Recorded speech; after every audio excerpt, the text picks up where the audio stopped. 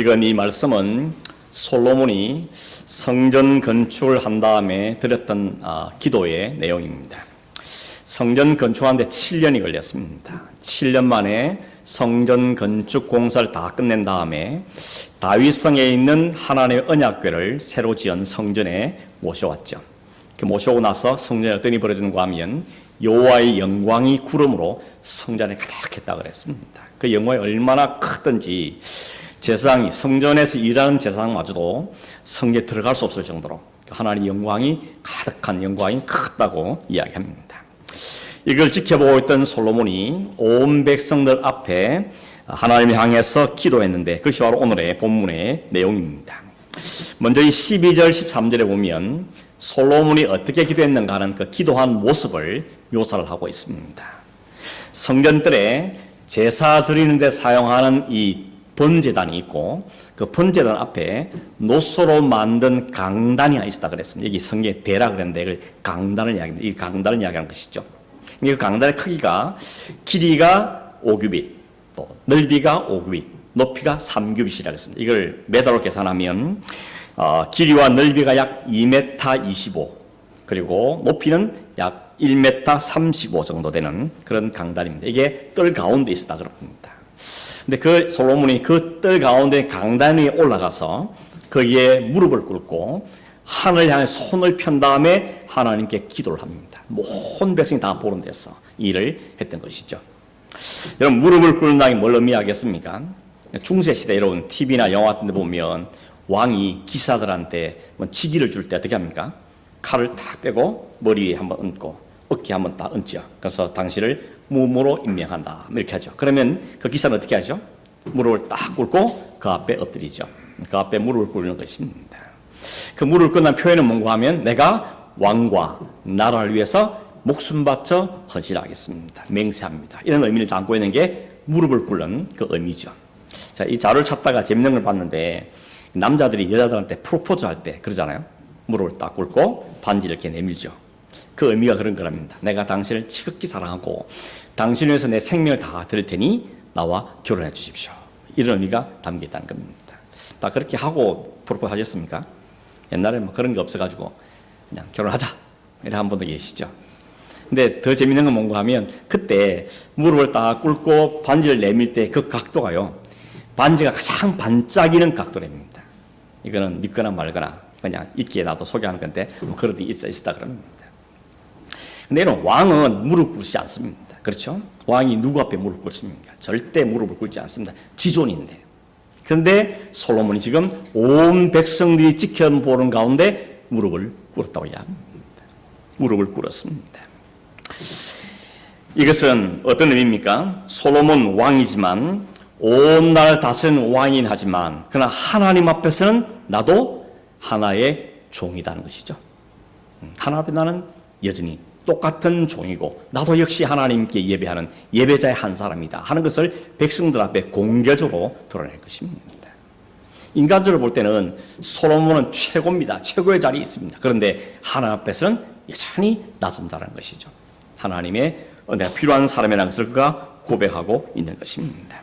진짜 왕은 하나님이시고 나는 하나님이 이 땅에 이 나라를 다스리라고 왕으로 세움을 받은 사람이라는 것이죠. 그러니까 나는 진짜 왕이 아니죠. 그래서 그 앞에 진짜 왕 앞에 무릎을 꿇고 그 왕 앞에 머리를 숙이는 것입니다. 그게 바로 무릎을 꿇은 솔로몬에게 보여준 표현이죠. 그렇게 무릎을 꿇고 기도한 것입니다.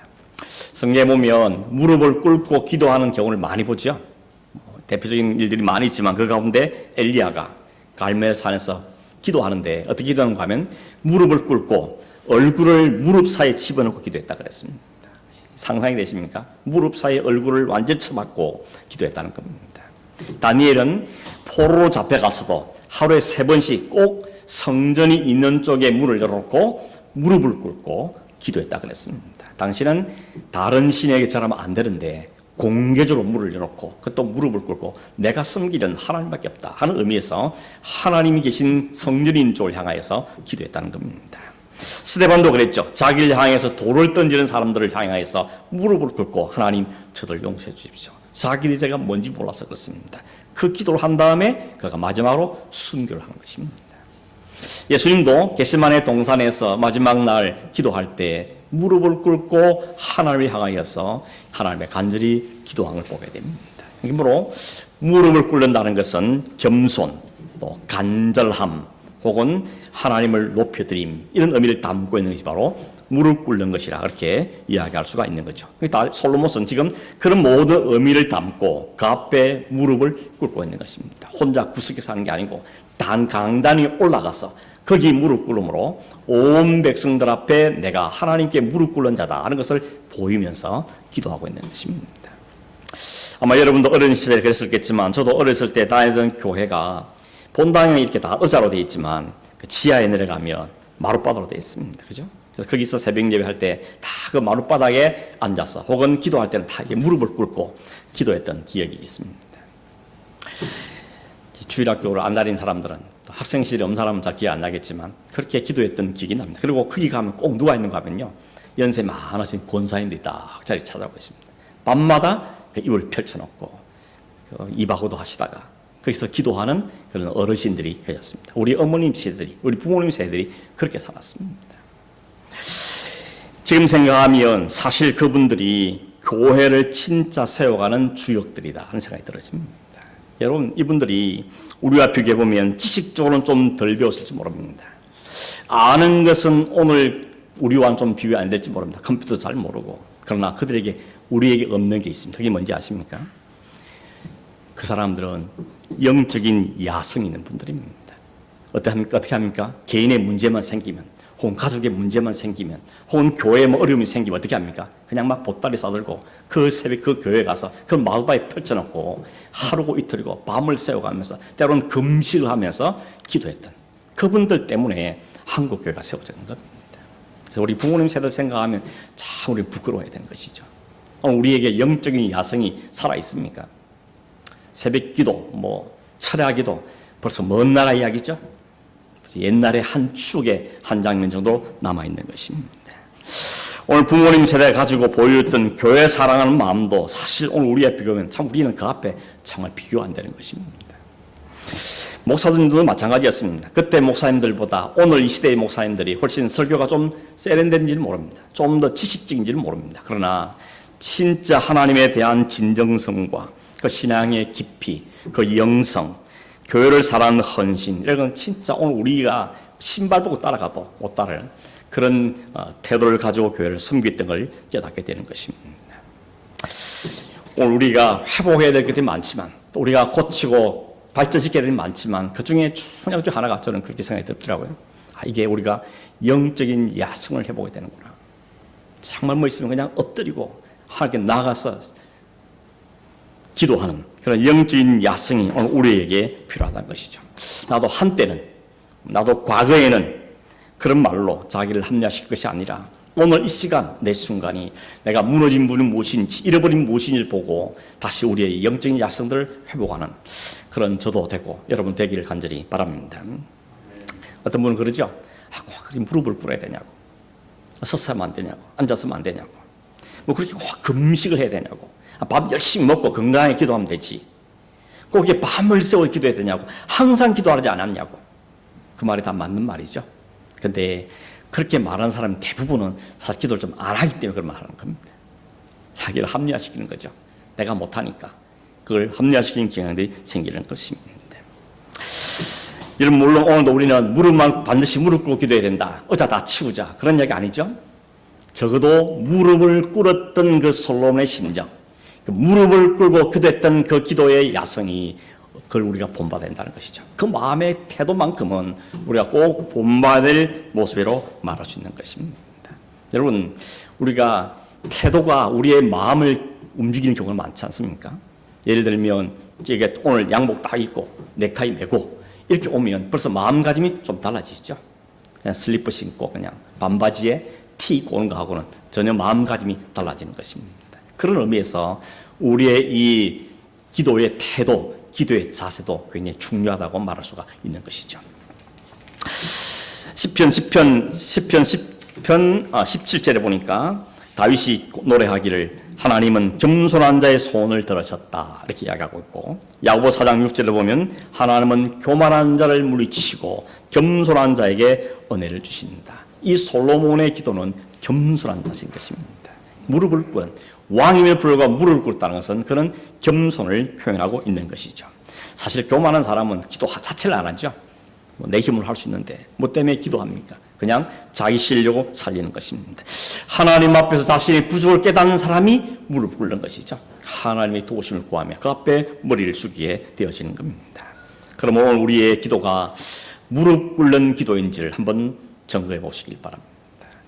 진짜 무릎 안 꿇어도 우리의 마음의 태도가 하나님 앞에 무릎을 꿇는 그 겸손함과 그 간절함과 그 하나님을 높이는 그 마음을 갖고 우리가 기도하고 있는지를 생각해 보아야 되는 것입니다. 사실은 하나님 앞에 교만 뜨는 것만큼 위험한 데는 없습니다.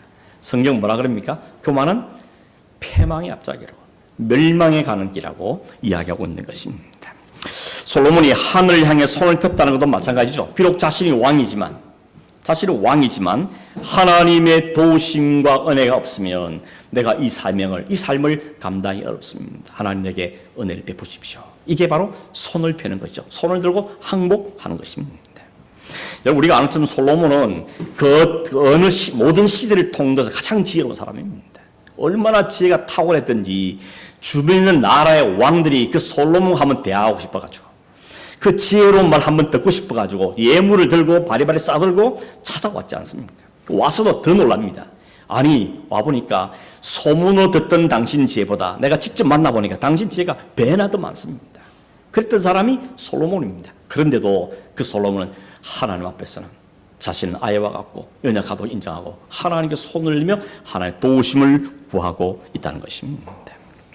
여러분, 이 솔로몬이 보여주는 이 기도의 자세, 기도의 마음가짐이 오늘 저와 여러분의 기도의 마음가짐이 되길 바랍니다. 흔히 군대 그러죠. 계급장 떼고 이런 말 쓰죠. 하나님 앞에서 신분 다 내놓고 직업 다 내려놓고 계급장 다 내려놓고 오직 하나님 앞에 겸손하게 엎드려서 하나님의 은혜를 구하는 그런 기도의 태도가 바로 오늘 우리의 기도의 태도가 되어야 된다는 것입니다. 14절부터 본격적으로 솔로몬의 기도가 시작되는데 첫 마디가 이렇게 시작합니다. 14절 보시면 이스라엘의 하나님 여호와여 천지에 주와 같은 신이 없나이다. 우리도 기도할 때 하나님 아버지 부르시죠. 기도는 무엇을 구하는가도 중요하겠지만 그 기도가 누구에게 하는가가 더 중요합니다.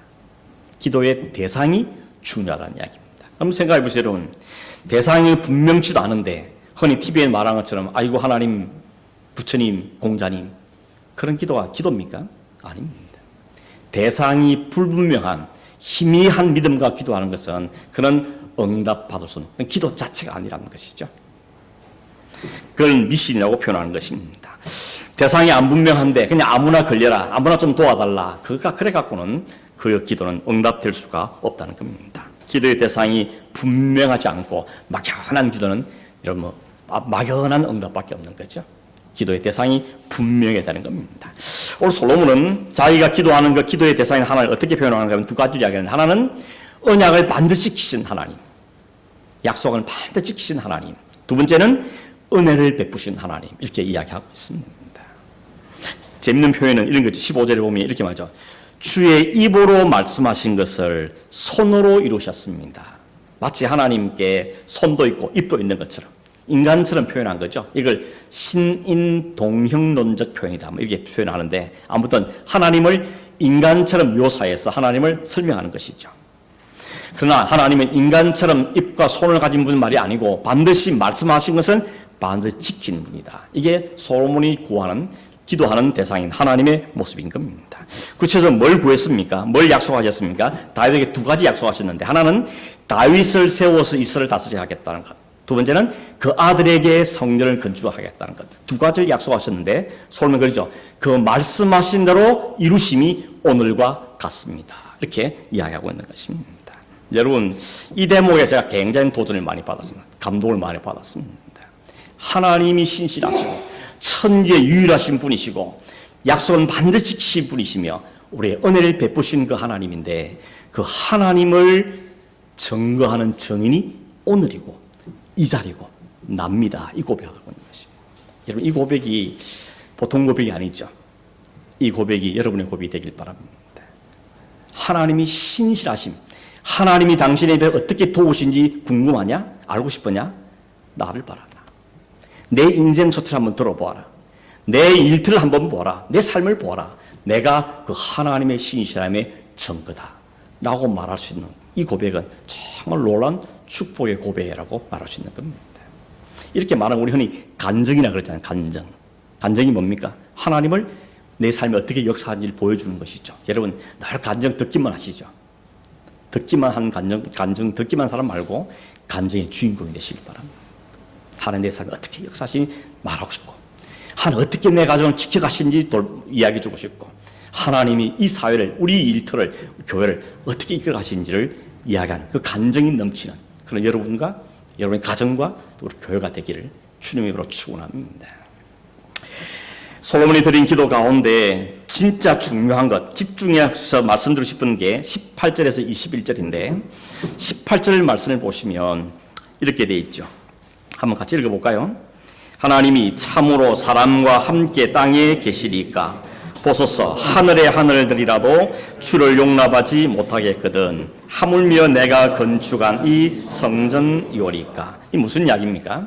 지금 솔로몬이 성전 건축을 이제 막 끝냈습니다. 그리고 언약궤를 모시고 왔습니다. 여호와의 영광이 그 성전에 가득한 걸 보았습니다.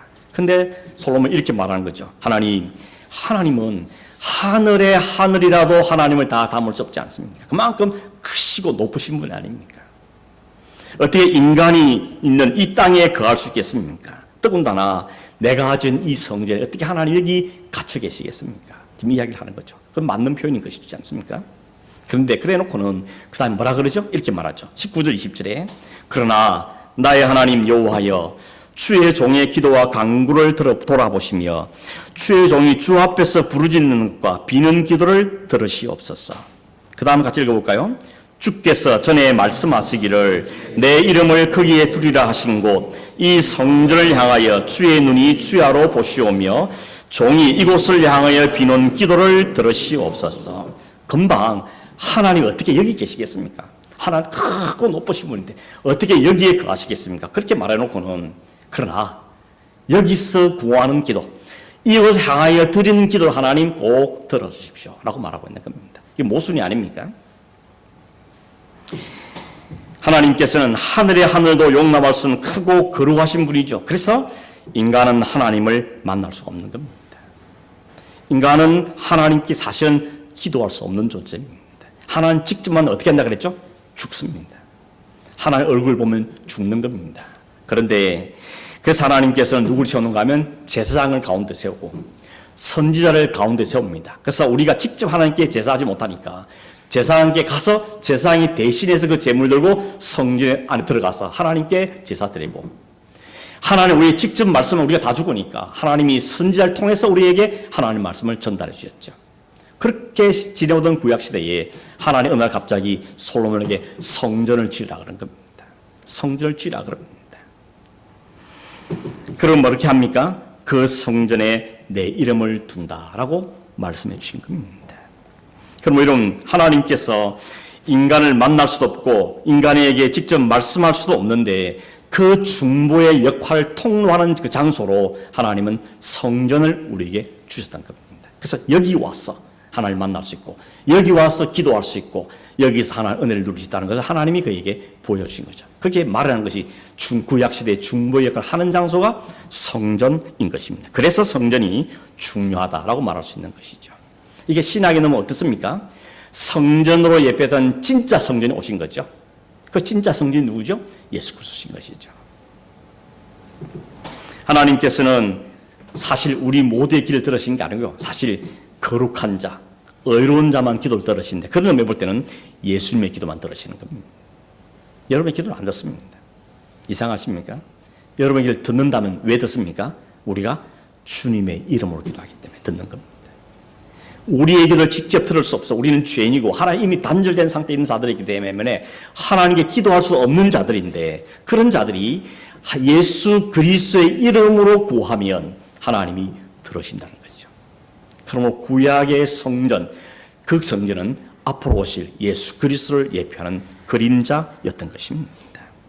우리가 예수님의 이름으로 기도합니다. 그렇지 않습니까? 그거는 기도 끝나는 표시가 아니고 이 모든 구한 것들이 내가 참에 어떻게 하나님께 구하겠습니까? 그러나 주님의 이름을 보시고 주님의 이름을 갖고 기도했으니 하나님 들어주십시오. 그렇게 약속하지 않았습니까? 이것이 우리가 드리는 성전을 향한 기도다. 그렇게 말할 수가 있는 것이죠. 솔로몬이 뭘 기도했으면 보면 21절 이하에 쭉 계속 나오는데 몇 가지 기도하는데 이렇게 말해요. 21절 끝에는 하나님이 하늘에서 들으셔서 사하여 달라 그럽니다. 뭘 사하라는 겁니까? 죄를 사해 달라고. 솔로몬이 하나님께 기도할 때 우리의 죄를 사해 달라는 겁니다. 이렇게 말했죠. 내 자신이나 혹은 이스라엘 백성들 중에 누구든지 이 성전을 향하여 자기의 죄를 고백하며 회개하며 용서를 구하면 하나님께 들으시고 죄를 사하여 주십시오. 그게 내용이죠. 뿐만 아니라 개인의 기도뿐만 아니라 25절에 보면 만일 이스라엘 백성들이 하나님께 범죄해서 적군에게 포로로 잡혀가는 혹은 패하는 일이 생겨질 때 그들이 이 패배가 우리의 죄 때문이구나 이걸 인정하고 하나님께 은혜를 구하면 하나님 다시 이 민족을 회복시켜 주시고 이 전쟁에서 승리하게 해 주십시오. 그렇게 기도하고 있습니다. 실제로 이런 일은 이스라엘 역사는 많이 일어났죠. 하나님을 떠나고 우상 숭배하면 하나님이 그들을 징계할 때 반드시 주변의 나라를 일으켜서 이스라엘을 공격하게 했습니다. 심지어는 공격만 당하게 아니라 포로 끌려가게 됐죠. 이런 일이 벌어지는 것입니다. 그러나 그때 누구든지 이것이 우리 민족의 죄가 바로 우리의 죄 때문이라는 것을 깨닫고 하나님 앞에 간절히 하나님을 향하여 기도하면 하나님 그 기도를 들어주십시오. 그렇게 지금 기도하고 있는 겁니다. 심지어는 26절에 보면 혹시라도 이스라엘 백성인 그 죄 때문에 이 땅에 비가 안 오고 기근이 덮치고 전염병이 돌고 여러 가지 재앙이 들끓고 질병이 생겼을 때 뭐라 합니까?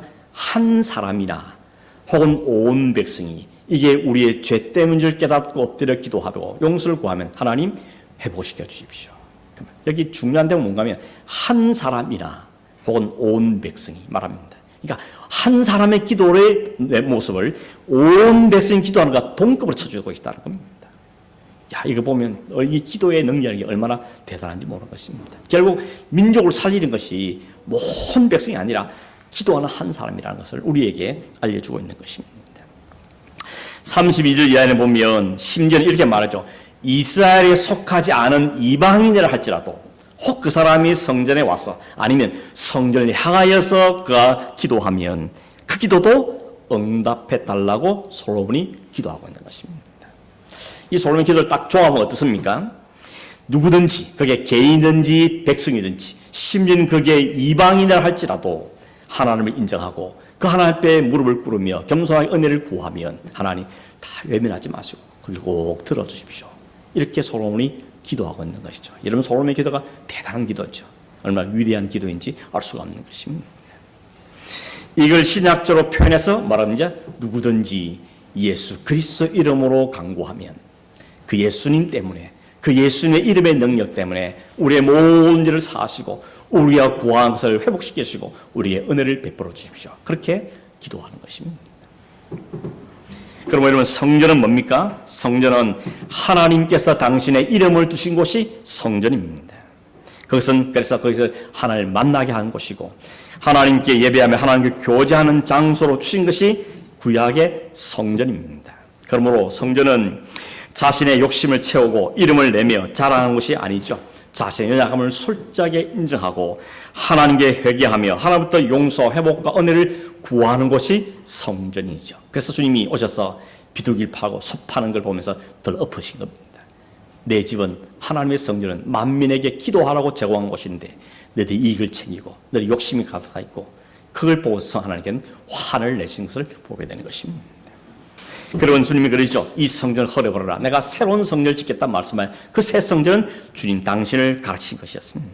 그러면 여러분 주님께 우리가 기도할 때도 자신의 행복 혹은 자신의 만족, 성공, 이긴 욕심을 채워주려고 주님이 오신 건 아니라는 겁니다. 주님이 이 땅에 오신 우리의 연약함을 알고 우리의 죄인됨을 알고 우리를 모든 죄로부터 사망으로부터 건져내시고 이 영원한 하나님 백성된 삶을 살도록 하기 위해서 주님이 이 땅에 오신 것입니다. 그래서 우리는 그 주님의 이름으로 기도하는 것이고, 하나님은 우리의 모습 보지 않고 그리스도의 이름이라는 것 때문에, 그 그리스도 이름을 향하여 기도하는 그 기도 때문에 하나님이 그 기도를 들으신다고 우리에게 말씀하고 계시는 것입니다. 오늘 여러분, 우리는 성전에 혹은 이 시대 예배당에 왜 오십니까? 뭘 위해서 오십니까? 어떤 사람은 마음의 평안을 위해서, 혹은 사람을 만나기 위해서, 뭐 특별히 갈 데가 없어서, 아니면 가족의 평화를 위해서, 여러 가지 이유가 있겠지만, 오늘 성경에 보니까 우리가 성전을 찾는 이유는, 하나님의 전으로 나오는 이유는 하나님의 은혜를 구하고 하나님을 예배하며 하나님을 받는 그 놀라운 것을 찬송하는, 이것이 바로 우리의 목적이 되어야 하는 것을 우리에게 알려주고 있는 것이죠. 말씀을 맺고 정리를 해보겠습니다. 여러분, 솔로몬이 이곳에서 드리는 기도에 응답하시고 들으시고 응답해 달라고 이야기하고 있습니다. 솔로몬 말한 이곳 성전은 어떤 곳입니까? 건물의 의미를 뛰어넘어서 여호와의 이름이 있는 곳, 여호와의 임재가 있는 곳, 하나님의 약속과 하나님께서 응답해 주신 그 장소가 바로 성전인 것이죠. 다시 말하면 연약하고 죄 많은 인간들이 하나님을 만나고 교제할 수 있도록 하나님 특별히 구별하여 세우신 장소가 성전인 것입니다. 하나님 우리에게 배려하신 것이죠. 너희들이 여기 와서 하나님을 만날 수 있고 여기 은혜를 얻을 수 있다는 것을 하나님께서 배려하신 그 의미가 성전인 거죠. 성전의 건물로서 의미가 아니고 그 성전이 갖고 있는 역할과 기능이 중요한 것이죠. 하나님께 나갈 수 있는 중보 역할을 하는 그런 장소가 바로 성전이라는 것입니다. 동시에 그 성전은 완전한 성전으로 오실 예수 그리스도를 미리 보여주는 것이었고, 그 예수를 소망케 하는 그림자였던 것이죠. 이제 우리는 그 이후의 세대로서 우리는 그 그리스도의 이름으로 기도하며 그 이름으로 하나님께 예배할 때 하나님 들으시고 우리의 모든 허물과 죄를 사하시고 우리의 필요한 것을 공급해 주는 교제가 이루어지게 되어진 것입니다. 그 성경에 보니까 요한복음 4장에 보면 사마리아 여자가 예수님께 질문하잖아요. 주님, 어디서 예배드려야 됩니까? 당신들은, 유대인들은 반드시 예루살렘이라고 주장하고 우리 사마리아 사람들은 그리심이라고 말하는데 어디서 제사해야 됩니까? 라고 물었을 때 주님 뭐라 그러셨죠?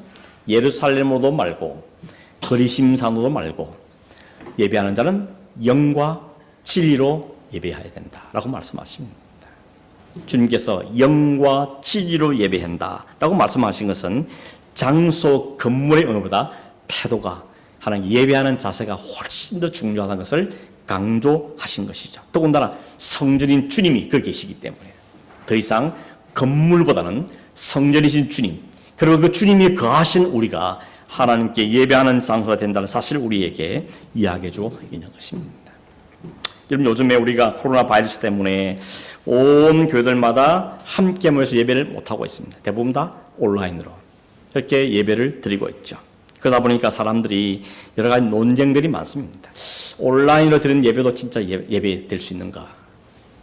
반대로 오히려 하나님께 예배하는 것이 온라인으로 예배하는 게 더 집중할 수 있어서 좋지 않는가? 이런 이야기도 하고, 어떤 분들은 너무 교회가, 오늘 이 시대의 교회가 너무 타락부패이기 때문에 하나님께서 오히려 모이지 못하게 하고 온라인으로 예배하는 하나님의 대안이 아닌가라고 말하는 분들도 계십니다. 여러 면에서 맞는 말이죠. 우리는 언제 어디서나 하나님께 예배할 수 있습니다. 그게 원리죠. 그리고 우리가 정말 추구하는 바가 그거죠. 어디 있든지 어떤 장소에 있든지 어떤 시간인지 하나님께 예배하는 사람, 그렇게 예배자가 되는 게 하나님 우리에게 바라시는 것도 맞습니다. 근데 문제가 하나 있는 거죠. 그 문제가 뭔가 하면 인간이 문제인 겁니다. 우리가 문제입니다. 왜? 인간은 연약하기 짝이 없습니다. 부족하기 짝이 없죠. 얼마나 타협을 잘해버리는지, 얼마나 게을러지는지, 얼마나 핑계를 잘 대는지 모릅니다. 여러분, 하나님께서 이스라엘 백성들에게 가나안 땅 들어가게 하기 전에 먼저 주신 게 뭐죠? 법입니다. 법. 율법을 주십니다. 법을 왜 주셨죠? 그들을 얽어매려고 주셨습니까? 아니죠. 그 법을 갖고 이스라엘 백성들을 보호하려는 것입니다. 호주 처음 왔을 때 호주 사람들이 법을 너무 잘 지킨다고, 야, 이 나라 진짜 선진국이다 뭐 이러고, 또 한국 사람 누구 이야기했으면, 야, 호주는 진짜 준법 정신이 충실한 나라야, 이런 말들을 했는데 시간이 자꾸 가면서 약간 캐시막 붙었습니다. 벌금이 워낙 세니까 벌금 무서워서 법을 지키는 사람도 상당히 많지 않냐는 생각이 들었다는 것이죠. 여러분, 법이라는 것은 인간을 돕기 위해서 만들어진 거죠. 막 벌주고 감에 가들고 걸려고 만든 게 아니고 그렇지 않기 위해서 보호하기 위해서 만든 게 사실은 법의 정신인 것이죠. 성경에 이런 말 있지 않습니까? 눈은 눈으로, 이는 이로 이런 거 있죠. 이게 여러분 복수하는 법이 아닙니다. 이런 말이죠. 눈은 눈까지만, 이는 이까지만 이렇게 제한을 두는 겁니다. 왜냐하면 사람들이 이 감정이 격하면 내 눈 하나 상하면 어떻게 합니까? 눈만 갚습니까? 때려 죽이죠. 이 인간의 심리이기 때문에 하나님이 그 사회를 보존하기 위해서 눈은 눈만, 이는 이만, 그것도 가까운 친척만, 가족만 이렇게 하나님이 제한을 두신 겁니다. 그렇게 두신 이유가 뭐죠? 인간의 죄성 때문에 그런 거죠. 그냥 내버려두면 자유를 누리는 게 아니라 방종하기 때문에 그렇습니다.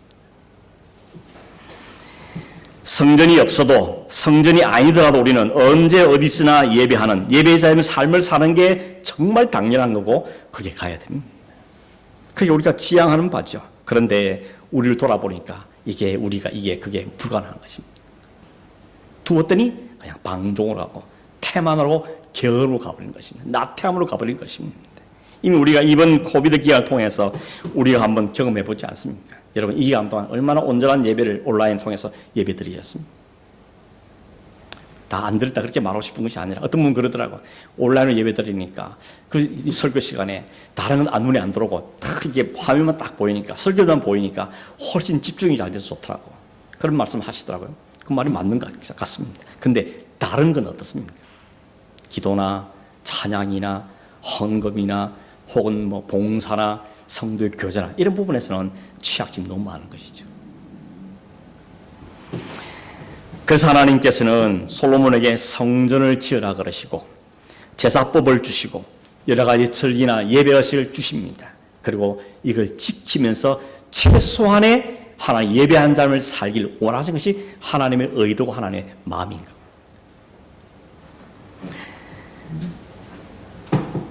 스스로의 힘으로는 온전한 예배를 드릴 수 없는 우리 죄인들을 위해서 시간을 따로 구분해 주시고 날짜를 구분해 주시고 장소를 구분해 주시며 그걸 법으로 정해 주심으로 그거라도 지켜서 하나님께 예배하는 자로 살아가길 바라시는 것이 하나님의 진심인 겁니다. 얽어매는 게 아닙니다. 오늘 참 성령이신 예수 그리스도 이름으로 우리가 어디선지 구하면 하나님께 들으시고 응답하시고 우리의 모든 죄를 용서하시고 회복恩척을 주시는 게 맞습니다. 그렇지만 연약한 우리를 위해서 하나님은 오늘 여전히 주일이란 날을 구별하시고 또 예배당이란 성도의 모임의 장소를 정해 주신 겁니다. 그 시간 거기만 하나님 계시다는 아니죠. 그러나 거기 와서 하나님께 예배한 하나님 들으시겠다고 약속하셨기 때문에 우리는 그 시간, 그 날짜, 그 장소에 가서 하나님께 예배하며 기도하게 됩니다. 그렇지 않으면 우리는 연약한 죄성을 가져서 금방 타락하고 금방 나태해지고 금방 다운되기 때문에 그걸 북돋우고 격려하기 위해서 예배 공동체라는 걸 우리에게 허락해 주신 것입니다. 요즘 그런 걱정들 많이 한다 그럽니다. 이거 온라인 이제 코로나 끝나도 그냥 온라인 예배 드리지 뭐. 그리고 그걸 안 올 사람들이 많지 않겠는가. 이런 염려들을 많이 하고 있습니다. 혹시 우리 가운데 그런 마음 품고 있다면 여러분 오해입니다. 착각입니다. 자기를 모르기 때문에 그렇습니다. 혼자서 신앙생활 하는 실력이 있으면 모르겠지만 절대 우리는 그런 실력이 없습니다. 제가 죄를 봐도 그렇습니다. 저는 목사잖아요. 이게 저에게 때로는 굉장히 멍해두고 묵은 짐이 될 수도 있지만 사실 가만히 생각해보면 이거 아니면 내가 이 정도로 신앙생활 할까 이런 생각이 들 때가 더 많습니다. 이 정도로 내가 말씀 읽고 연구하고 이렇게 하고 기도하고 이렇게 성리를 찾을까? 새벽기도 내가 할 수 있을까? 이런 생각해보면 이게 나에게 은혜인 것입니다. 혹은 여러분 장로로 뭐 권사로 뭐 안수집사로 무슨 부장으로 이걸 주면 이걸 짐으로 생각하지 마시고 이게 하나님 내게 주신 배려입니다. 이걸 가지고라도 지켜내기 위해서 몸부림침으로 하나님께 가까이 원하시는 하나님의 마음을 우리는 헤아리고 이해해야 되는 것입니다. 진짜 말씀 맺으면 여러분 오늘 하나님께서 오늘 우리에게 당신의 이름을 두신 곳 거기가 성전이었고 그분이 바로 예수 그리스도였고 그 성령이 거하신 것이 바로 우리라고 말씀하십니다. 우리는 이 하나님의 은혜와 이 하나님의 배려를 기억하고 우리가 모이는 곳이 그게 가정이든지 우리가 모인 이 장소든지 뭐 리버사이든지 어디든지 그곳이 하나님의 이름이 있고 하나님의 임재가 있고 그 우리를 만나주시고 우리의 죄를 사해 주시고 우리에게 응답해 주시고 우리에게 소원을 들으시는 그런 귀한 곳으로 쓰인다면 그게 바로 성전인 것이죠. 그 은혜가 오늘 우리 있길 바라고, 정말 더 원하는 것은 우리 자신이 어디에 있든지 성전으로서 하나님 교제하는 믿음의 삶을 살아가는 은혜가 있기를 주의 이름으로 축원합니다. 하나님 아버지, 하나님 앞에 도저히 갈 수 없는 저희들을 부르시고 우리를 위해서 아들 성전 예수를 보내주시며 누구든지 그 이름으로 구하고 예배하는 자를 하나님 외면치 않고 그를 들으시고 죄를 사하시며 우리의 간구하는 응답하시겠다고 우리에게 오늘도 말씀해 주신 것을 감사합니다. 우리 온 성도들이 하나님의 임재의 장소가 되게 하시고 우리의 성도의 가정들이 하나님의 임재가 있는 가정이 되게 하시고 우리의 교회가 하나님의 역사하고 은혜 베푸시는 교회 될 수 있도록 축복하여 주시옵소서. 그 사람 우리를 간장하고 우리의 가정을 간장하며 하나님의 교회를 간장하고 하나님을 높이 들 수 있는 은혜가 있도록 주님 역사하여 주시옵소서.